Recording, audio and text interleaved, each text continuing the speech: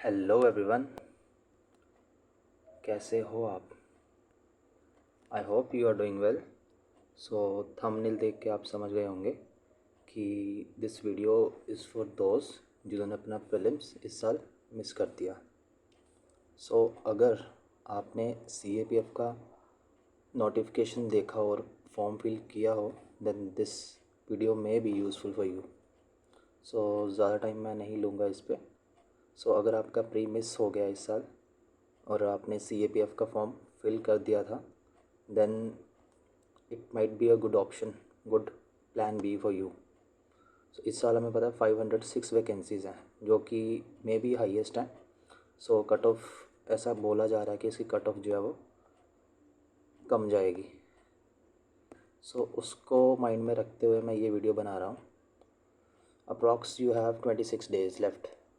4 अगस्त को हमारा एग्ज़ाम है। सो 26 डेज़ पड़े हैं आपके पास। सो मैंने PYQ के बेसिस पे वेटेज वाइज यहाँ पे सब्जेक्ट्स लिख दिए हैं जिनको आप कैसे टाइम दोगे, कैसे कितनी मेहनत किस सब्जेक्ट में करनी है, वो आपको ये वेटेज वाइज जो मैंने बनाया है वो आपको हेल्प करेगा। सो पेपर 1 आपको पता है GS का होता है जिसमें 125 क्वेश्चंस होते हैं 2 नंबर्स के, एंड ये 250 नंबर का एग्ज़ाम होता है। सो सबसे ज़्यादा वेटेज जो मुझे लगी इसमें, वैसे तो वो ज्योग्राफी की है बट इसको मैंने 3rd नंबर पे इसलिए रखा है बिकॉज इसमें कुछ फैक्चुअल चीज़ें ज़्यादा होती हैं, रिवर्स, माउंटेन्स और ऐसी बहुत सारी चीज़ें होती हैं जो आपके माइंड में स्किप कर जाती हैं। बट ऑन अदर हैंड अगर हम पॉलिटी को देखें तो ये मोर और लेस सबका फेवरेट सब्जेक्ट होता है। सो पॉलिटी में से यहाँ पे हर साल 15 से 17 क्वेश्चन आते हैं। इकॉनमी में अगेन 10 to 13 क्वेश्चंस, और इकॉनमी के क्वेश्चन जो हैं इसमें कंपैरेटिवली ईजी होते हैं। देन वी हैव करंट जो है इसका मोस्टली SSC डिफेंस टाइप होता है, और अगर आप विजन या फिर कोई और CSC टाइप मैगज़ीन फॉलो कर रहे हैं तो वो इतना यूज़फुल नहीं होगी करंट के लिए। इसके लिए आपको डिफेंस टाइप करंट अफेयर पढ़ना पड़ेगा। कोई भी मैगज़ीन उठा लो लास्ट एटलीस्ट 6 to 7 मंथ जो कवर करे, क्योंकि इतना ही करंट पूछता है। मैंने भी दिया हुआ है 6 to 7 ईयर्स का करंट अफेयर पूछता है, इससे ज़्यादा नहीं पूछता। एंड उसके बाद फ़िज़िक्स, जो फिज़िक्स है इसमें अराउंड 10 to 12 क्वेश्चंस आते हैं। केमिस्ट्री में भी 10 to 11, बायोलॉजी में भी 10 to 11, मीन्स मोर और लेस इनका सेम नंबर ऑफ़ क्वेश्चंस आते हैं, physics, chemistry and bio. Then we have history, इसमें टोटल जो है वो 25 के आसपास MCQ रहते हैं, 7 में डिवाइडेड होते हैं।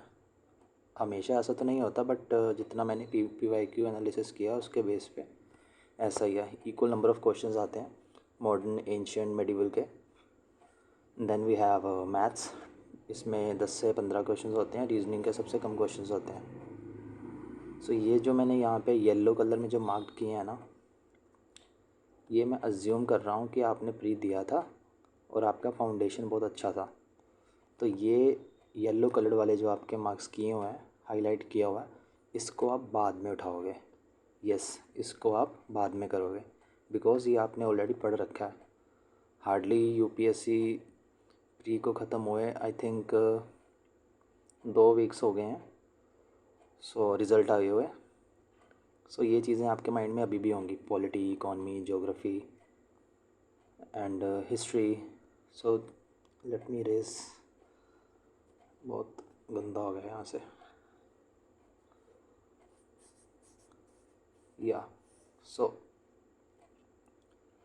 Polity, economy, geography and maths and history, ये 5 चीज़ें आपने ऑलरेडी पढ़ रखी हैं, इसको आपने सिर्फ रिवाइज़ करना है।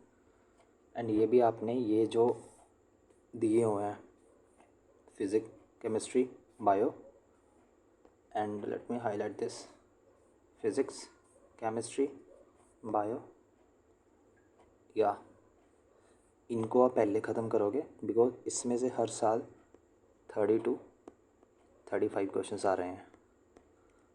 ठीक है, तो पहले आप इनको फिनिश कर दोगे, इनको एक बार रीड आउट कर लोगे, उसके बाद आप इन पे जाओगे, polity, economy, then geography, then current के लिए मेरे हिसाब से आप कोई भी जो मैगज़ीन आ रही है, बहुत सारे कोचिंग्स जो हैं वो डिफेंस के लिए मैगज़ीन्स निकालती हैं, तो आप लास्ट 5-6 मंथ्स के कंप्लीट कर लो, इनफ है। एंड यहाँ पे मैंने डेज़ भी डिनोट किए हैं अकॉर्डिंग टू मी, कितना डेज़ देने चाहिए। हर किसी की अपनी स्ट्रेंथ होती है, अपनी वीकनेस होती है। अगर आप इन सब्जेक्ट्स में से कोई आपकी स्ट्रेंथ है या कोई वीकनेस है तो आप अकॉर्डिंगली टाइम को ऊपर नीचे कर सकते हो। सो पॉलिटी के लिए मैंने 2 डेज़ इसलिए रखे हैं बिकॉज़ ये हमने ऑलरेडी प्री के लिए पढ़ी थी, सो इसमें हमें रिवाइज़ करने में ज़्यादा टाइम नहीं लगेगा। इकॉनमी में अगेन 2 डेज़ बिकॉज पढ़ रखा है। ज्योग्राफी 2 डेज़ अगेन पढ़ रखा है। ज्योग्राफी की वही 9, 10th, 11, 12th की NCERTs। करंट के लिए 3 डेज़ सबसे ज़्यादा इसलिए रखे हैं बिकॉज इसका करंट अलग होता है, डिफेंस बेस्ड होता है, एक्सरसाइजेस पूछते हैं, कोई न्यू हमने प्लेन ख़रीदा, किसी से न्यू डिफेंस इक्विपमेंट लिया है उसका पूछते हैं। सो इसका करंट थोड़ा अलग होता है। तो मोस्टली मे बी यूट्यूब पर भी हैं ऐसी बहुत सारी वीडियोस जो डिफेंस के लिए करंट अफेयर्स प्रोवाइड करती हैं। आप उनकी वीडियोस को 2x पे या 1.5x पे करके देख सकते हैं और उनके नोट्स बना सकते हैं, ठीक है। एंड हिस्ट्री के लिए तो पता है, modern for spectrum and ancient and medieval जो है उसको मैंने लूशन से कवर किया था, ठीक है। बिकॉज लूशन में सिर्फ फैक्ट्स दिए हुए हैं, कोई कहानी वहानी नहीं दी हुई जैसे NCERT में होता है। सो मेरे अकॉर्डिंगली एंशिएंट एंड मिडिवल के लिए आप लूशन को फॉलो कर सकते हैं। एंड मॉडर्न के लिए अगेन स्पेक्ट्रम, और स्पेक्ट्रम के भी जो लास्ट में उन्होंने दिए होते हैं, फोल्डर से दिए होते हैं, टेबल दिए होते हैं, उनको आपने रीड करके जाना है। अगर आपसे स्पेक्ट्रम पूरी नहीं पढ़ी जा रही तो एटलीस्ट आप उसको रीड करके जाइए, उसमें से 3-4 क्वेश्चन डायरेक्टली बन जाते हैं। एंड देन ये करने के बाद आपके पास मैथ्स है। इसका मैथ्स जो होता है ना वो मिक्स होता है, अलजेब्रा भी आता है इसमें, मेंसुरेशंस वगैरह भी होता है जो UPSC CSC में कम पूछा जाता है। CSET में हमारे पास ऐसे सवाल कम होते हैं जिसमें मेंसुरेशन ज़्यादा है या फिर अलजेब्रा ज़्यादा है, बट CAPF में ऐसे क्वेश्चंस पूछते हैं, 10 से 12 क्वेश्चंस हैं। सो जो बेसिक टॉपिक्स हैं जैसे permutation and combination and number system, ऐसे टॉपिक्स आप करके जाइए। जो बाकी है अलजेब्रा, मेंसुरेशंस, इनमें रिटर्न ऑन इन्वेस्टमेंट इतना नहीं है बिकॉज उसमें मेहनत ज़्यादा लगती है और फार्मूलाज बहुत ज़्यादा है और आपके पास टाइम बहुत कम है, सिर्फ 26 डेज़ बचे हैं। तो इतने कम टाइम में ये सब कुछ करना is not possible. And reasoning अगर आप ना भी टाइम दो, यहाँ पर तो मैंने 1 दिन लिखा है, बट वो आप 1 दिन भी ना दोगे तो कोई फ़र्क नहीं पड़ेगा। रीजनिंग के 3 से 5 क्वेश्चंस आते हैं और वो हो जाते हैं, इजी क्वेश्चंस होते हैं रीजनिंग के, वो आप कर लोगे अगर आपने CSET के लिए अच्छे से प्रिपेयर किया हुआ है। So this was for paper 1। Let me raise this.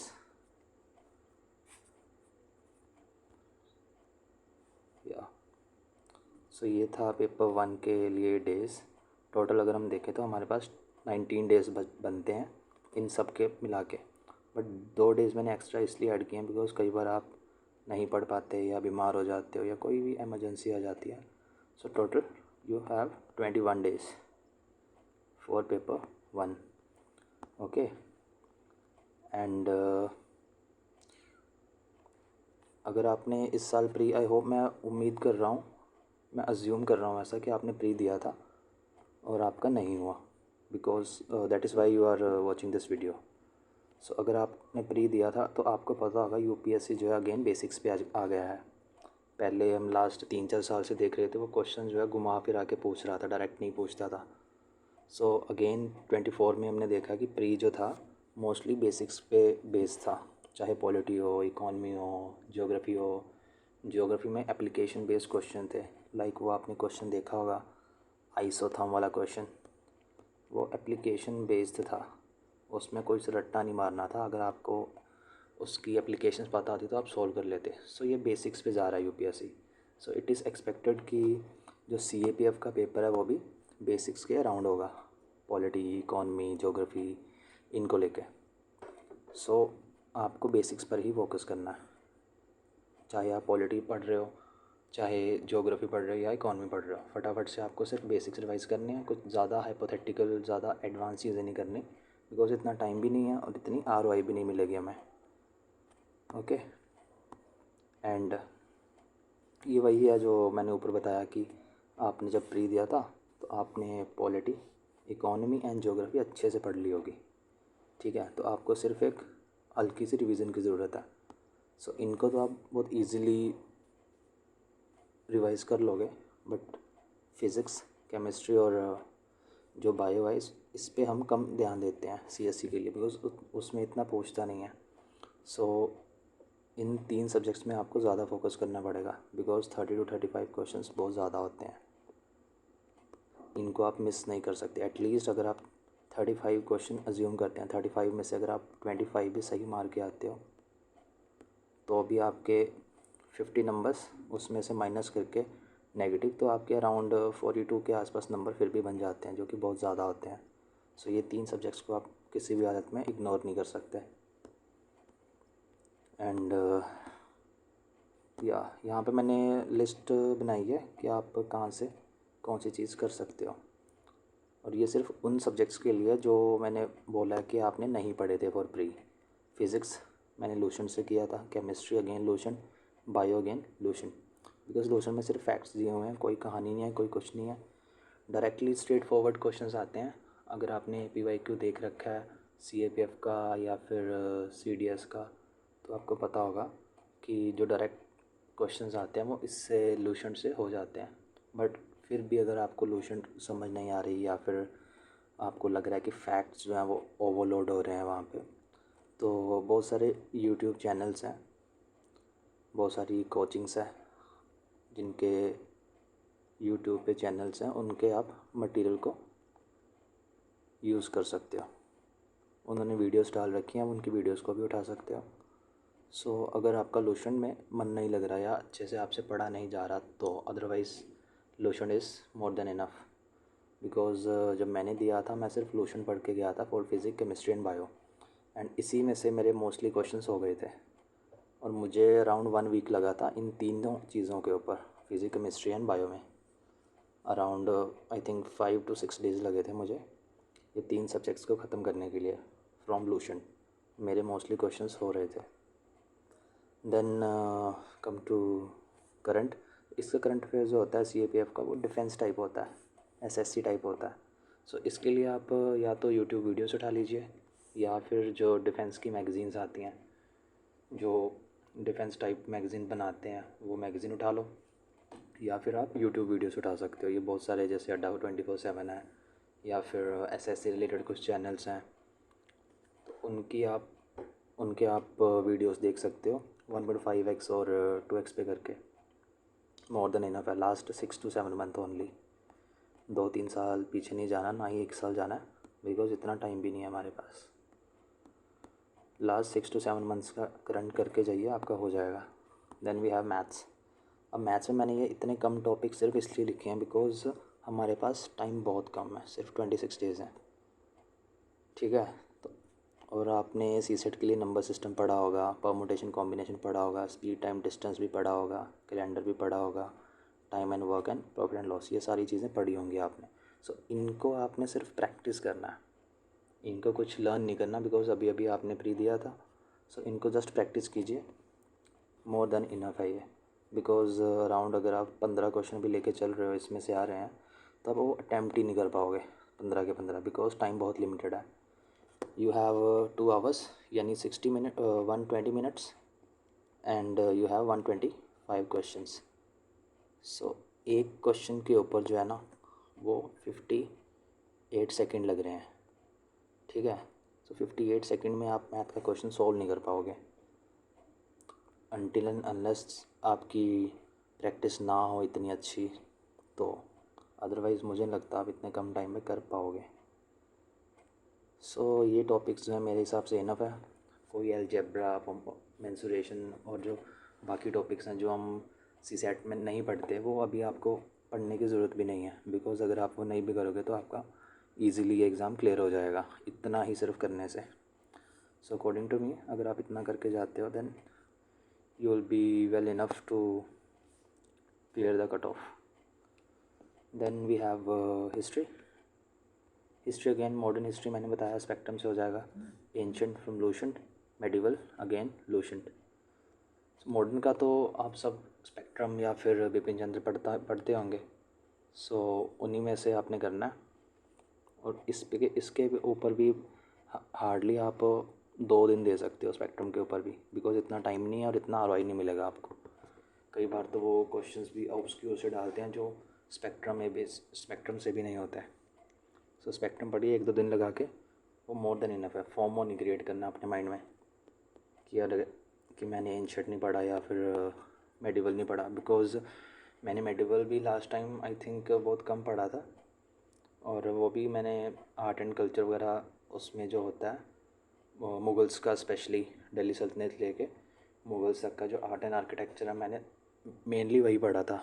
बाकी क्या हो रहा है, कौन सी वॉर हो रही है, इसको मैंने इग्नोर कर दिया था।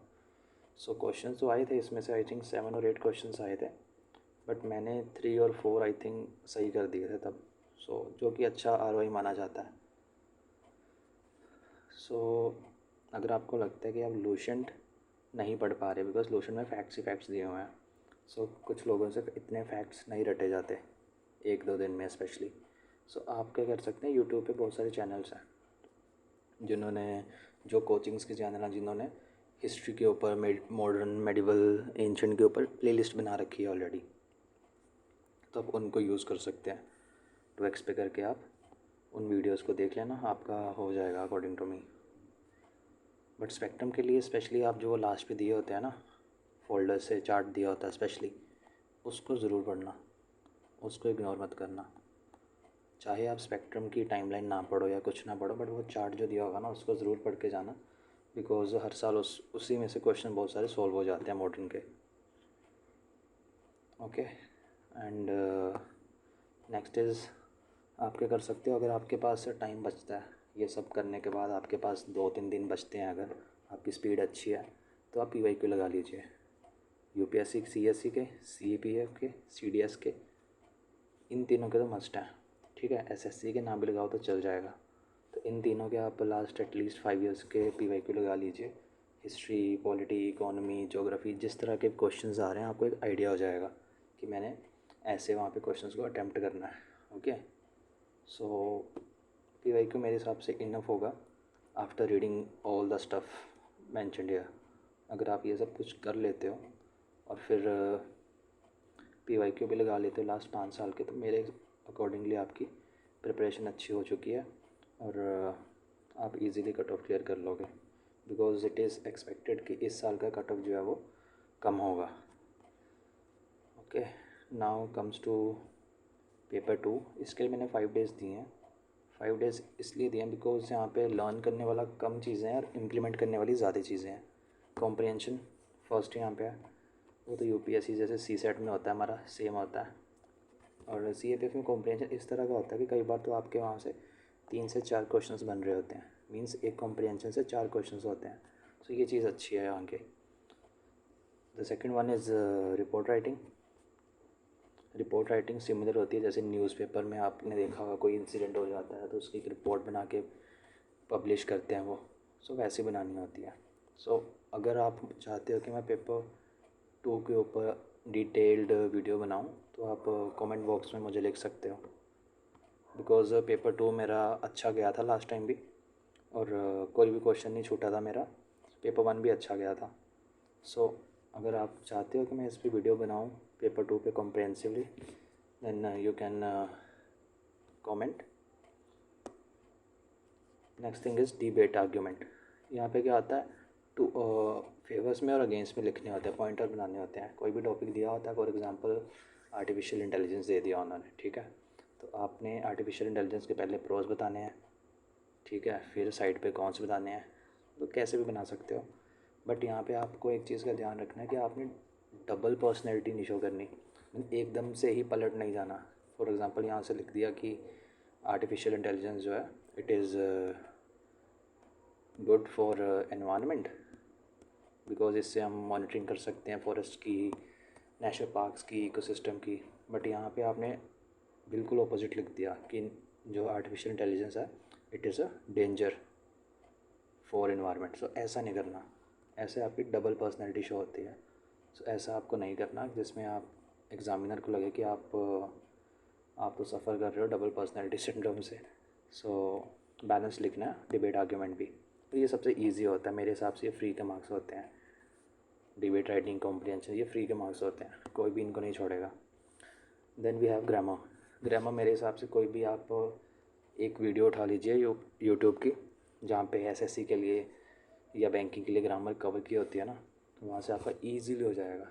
और अगर आप वो भी नहीं करते फॉर एग्ज़ाम्पल, और आपकी इंग्लिश ठीक ठाक है, आप न्यूज़पेपर पढ़ते आ रहे हो, द हिंदू या फिर इंडियन एक्सप्रेस सीएससी के लिए, तो भी आपका ग्रामर हो जाएगा। अगर आप यूट्यूब वीडियो कोई नहीं भी देखते या कुछ स्पेशल कंटेंट नहीं कंज्यूम करते ग्रामर के लिए, फिर भी आप ग्रामर इजीली कर लोगे, प्रोवाइडेड कि आप न्यूज़पेपर पढ़ते हो और आपकी इंग्लिश आपको समझ आ जाती है। Okay, and the next one is essay. देखो एसे में क्या होता है ना, एसे में टॉपिक्स होते हैं। नॉलेज वही है आपकी जो आपने यूपीएससी के लिए पढ़ा था, जीएस की नॉलेज यहाँ पे सारी लगेगी। बस यहाँ पे टॉपिक्स जो हैं वो लिमिटेड होते हैं, मीन्स यहाँ पे मेरे अकॉर्डिंगली इनमें से होते हैं, बिकॉज लास्ट 5 ईयर्स के मैंने जो एनालिसिस किया है उसमें यही मेन थीम्स निकल के आ रहे हैं ऐसे के लिए। So first one is national security challenge. National security को कौन कौन से थ्रेट्स हैं इंटरनली एंड एक्सटर्नली, उसके बारे में पूछता है यूपीएससी। ठीक है। Next is terrorism and counter terrorism measures. इसमें आपको एग्जांपल दे के भी पूछ सकता है या कोई कोड को यूज़ कर सकता है। ठीक है, कोटेशन को यूज़ कर सकता है या फिर कोई एग्जांपल दे के पूछ सकता है कि रिसेंटली जम्मू एंड कश्मीर में अटैक हुआ था। ओके, और वहाँ पे एक बस जो थी वो गिर गई थी और उसमें काफ़ी लोगों की डेथ हो गई थी। तो ऐसे एग्जांपल दे के आपको पूछ सकता है। The next is cyber security. Cyber security में भी कोई एग्जांपल दे के पूछ सकता है या फिर सिंपली लिख सकता है कि cyber security can be a challenge in recent days like this. So तो ये हो गया। Next is border management and border security. इसमें बहुत सारी चीज़ें आती हैं, जैसे ट्रांस बॉर्डर वेपन ट्रांसफ़र होता है, जो वेपन्स एक बॉर्डर से दूसरे बॉर्डर ट्रांसफ़र होते हैं इलीगली, ड्रग्स होते हैं, ह्यूमन ट्रैफिकिंग होती है, एट्सेट्रा। ठीक है, तो ऐसे आपको एग्जांपल दे के पूछ सकते हैं या फिर कोई पर्टिकुलरली किसी एरिया को टारगेट कर सकता है।